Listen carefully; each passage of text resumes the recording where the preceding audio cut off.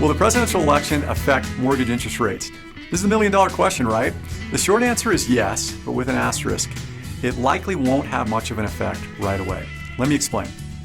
The key component to this question is how marketplace investors respond to the president's policies after he or she is elected. Okay, so see, investors are really the ones that drive mortgage interest rates. Mortgages are bonds, basically a loan given in exchange for an interest payment. A stock, on the other hand, is ownership in a company. These are the two primary investment options for investors. So in generalized terms, if the economic news or economic outlook is positive, investors will tend to invest in stocks, higher rate of return, willing to take a little more risk because things are looking rosy.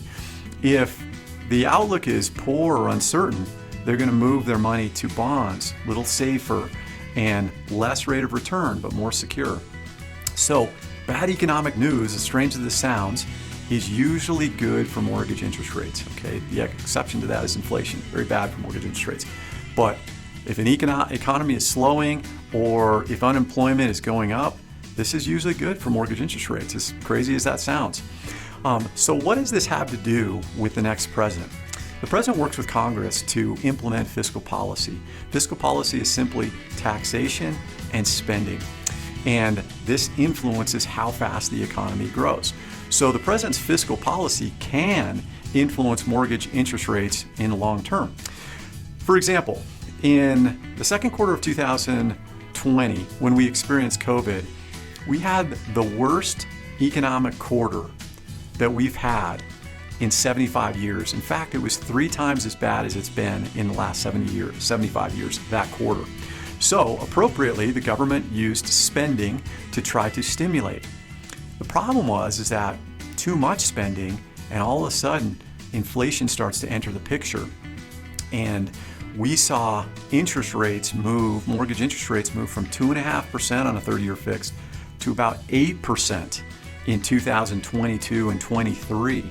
So the effect of what was happening in 2020 and 21 hurt us substantially in 2022 and 23. And so this is a very difficult dance. Try to stimulate the economy, but not let inflation enter the picture. Try to keep employment at a reasonable rate. All these things are difficult things, but this is what the President, Congress, and the Federal Reserve are working in concert to try to accomplish.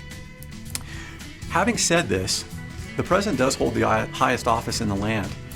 The President can use the pulpit to generate public support to pressure Congress to adopt policies that the President would like to see implemented. I think Theodore Roosevelt called this the bully pulpit, right? I think that's an appropriate name. There is definitely influence that the President can have on these long-term interest rates, but again, not much short-term. In fact, in the preceding 13 presidential elections going back to 1972, long-term mortgage interest rates never changed by more than about 0.5% in the 2 months after the election. So those people that are worried about mortgage interest rates exploding upward after such and such candidate gets elected, I don't see it, okay? The data does not support that, all right? So the takeaway is that the president can influence rates, but that influence is going to be long-term, not short-term, okay? They're going to be having to work with Congress and Federal Reserve to be successful with that, with whatever their policies and their long-term influence is. So, takeaway is don't worry too much about the politics, Republican, Democrat, Independent. Watch the economics of what's happening. Is inflation cooling? This is good. Is employment cooling? Is the economy slowing? These two things can be good or bad. If any of those three things are happening and they're cooling, we're going to see long-term interest rates fall. Okay, if they start to move the other direction, you may see long-term interest rates go up. If you have more questions about this, feel free to email me, call me. Always happy to hear from you. Or if you have something that's specific to your situation, feel free to reach out. Thanks so much for watching the video. Feel free to pass it along to anyone that you feel may be benefited by watching this. Thanks again for watching and have a great day.